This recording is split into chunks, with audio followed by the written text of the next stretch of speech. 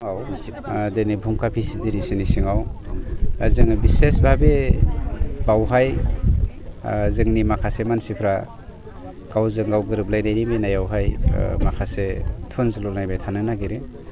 बेफोरखौ लानानैनो जेराव मानगिरि प्रमद बर' बिथांनि दैदेननायाव जोंनि सरकारा इउपिपिएल सरकारा सान्ति गोरोबलायनाय आरो खौसेथि बे मोनथाम मन्त्रखौ लानानै जों जा गोदान मोनसे समाज गायसननो हाबाय जाय समाजा केवल बर'निल' साना केवल मुसलमाननिल' साना गासैबो जाति जनगोष्ठीनि खौसेथि जौगाथायनि बाथ्रा सानो नंखायनो जोंनि गभर्नमेन्टआ मा मावनो नागिरदों मा बेबस्था लादों बेफोरखौ रायजो राजानो फोरमायनो थाखायनो जोङो दिनै बेवहाय फैदों आरो बेखौ लानानैनो रायजो राजाजों जोङो राइस मेल होननानै बुङो समाजाव मोनसे मेल खुंदों आरो बे मेलावहाय जोंनि गासैबो जाति जनगोष्ठीखौ लानानै जोंहा जा हानि जेंनाफोर दङ बे हानि जेंनाफोरखौ जोङो माबोरै सुफुंनो हागोन बेफोरनि बाथ्राखौबो जों बेवहाय सावरायलायनाय जादों फैगौ 12 तारिखआव जोङो गुफुं भाबै आरो मोनसे सावरायबावगोन वहाँ 12 तारिखे আমি আকৌ নতুনকৈ আলোচনা কৰিম যি আলোচনাত সকলো হিন্দু মুছলমান খ্ৰীষ্টিয়ান জৈন শিখ সকলো बर' অনাবৰ যেনেকি আদিবাসী মুছলমান গোৰ্খা ৰাজবংশী সূত্ৰধৰ বাঙালী হিন্দু সকলোকে সামৰি পেলাই সকলোকে লৈ পেলাই 35 লক্ষ আমাৰ বিটিআৰ বাসী ইউনাইটেডলি ঐক্যতাৰে সমন্বয়ৰে শান্তি কেনেকৈ গঢ়িব পাৰোঁ সেই মেছেজটো দিবৰ কাৰণে 12 তাৰিখে আমি খুব ডাঙৰকৈ এটা মিটিং পাতিছোঁ সেই মিটিঙৰ থ্ৰুৱেদি আমাৰ এই অঞ্চলত চুকে কোণে যিমানখিনি আমাৰ চৰকাৰৰ উদ্দেশ্যবোৰ নজনা আছে তেওঁলোকক আমি জনাবৰ কাৰণে মিটিংটো পাতা হৈছে আৰু 12 তাৰিখেও পাতিব थाखानाय ক্ষেত্ৰहाय जोंनि समाजा सांग्रां जानांगोन मानोना टटेल लेन्डनि 34%आ फरेस्ट लेन्डमोन बे 34%निनो 14%आ अलरेडि माने डिस्ट्रय जाखाबाय दा 20% जोंना हाग्रा दंबावो 20% हाग्राखौ जोङो माबोरै संरैखा खालामनो हागोन बेनिसो जों दा टारगेट लानांगोन मानोना थांनाय 17 बोसोराव हाग्रा सिफायनायनि जाहोनाव जोंनि दैनि लेभेला 6 फिट गाहायाव थांबाय तारमाने बिफां लाइफाङा जोंना रानलांनो थांगासिनो दङ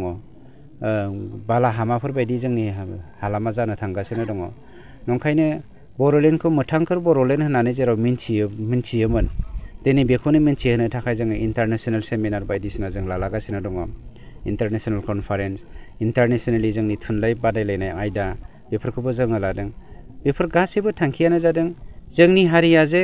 जोंनि समाजा जे बिटिआरआ जे गोजौ थाखोनि गोजौ मानदान्दानि बेखौ जों दिन्थिनो थांदों आरो पेरेलेलि जोंनि एडुकेसनखौ खोब गुरुत्व होदों मानोना बर' हारिया जिसु ख्रीष्ट जोनोम जानायनि 5000 बोसोरनि सिगांनिफ्रायनो मोनसे गिदिर हारिमोन जाय हारिनिफ्राय आर्किअल'जि एस्ट्रलजि फरायनो थाखाय पृथिबीनि गुबुन गुबुन जायगानि मानसिफ्रा जोंनाव फैयोमोन बे एस्ट्रलजार बर' हारिया जाय एस्ट्रलजिखौ नायखांनाय अख्रां बिद्याखौ बर' हारिया मास्टारमोन बेखौ होग्रा बर' हारिया दिनै जोङो गोग्लैसोनानै थादों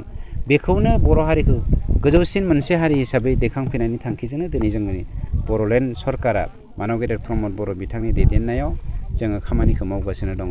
आरो जाय खामानिया बड'फा इउएन ब्रह्म आरो गुरुदेव कालिचरन ब्रह्मनि सानस्रिजों संदानदों লোকসভাটোতো আমাৰ চিন্তা কৰিবলগীয়া একোৱেই নাই কিয়নো লোকসভাৰ প্লানটো আমাৰ শেষ আমি এতিয়া চিন্তা কৰিছোঁ আমি যে ইয়াৰ পৰা জিকি গৈ আছোঁ জিকিছোৱে আমি অলৰেডি ডিক্লাৰেশ্যনৰে বাকী আমি জিকি গৈ পেলাই আমাৰ যিজন এমপি হিচাপে দিল্লীত কালি পৰহি গৈ থাকিব সেই এমপিজনে আমাৰ বিটিচি অঞ্চলখন বিটিআৰ অঞ্চলটো কেনেকৈ ডেভেলপ কৰিব পাৰি ইয়াৰ কাৰণে আমি প্লান পৰিকল্পনা কৰি আছোঁ जों देरहाखाबाय मानोना बिपिएफआ सोरबा मुसलमानखौ सिगिदोंमोन सोरबा आदिबासिखौ दम होदोंमोन सोरबा बर'नि सासे बिमानि सानै फिसाखौनो डिभाइड खालामनानै गावसोरो राज खालामदोंमन हेतुটো आजिखालि सब बुजिয়ে পাইছে গতিকে কোনো মুছলমানে বিপিএফক ভোট নিদিয়ে কোনো অনাবৰে বিপিএফক ভোট নিদিয়ে বৰ কথাটো বেলেগ বৰটো নিদিবই এজন দুজন দালালি আছে সিহঁত দিব যি দালালিবিলাকে দাবী ধমকি দি পেলাই সদায় মানে সংসাৰ খাবলৈ ভাল পায় পইচা আৰ্জিবলৈ ভাল পায় তেনেকুৱা ব্যক্তিয়ে BPF-ক দিব।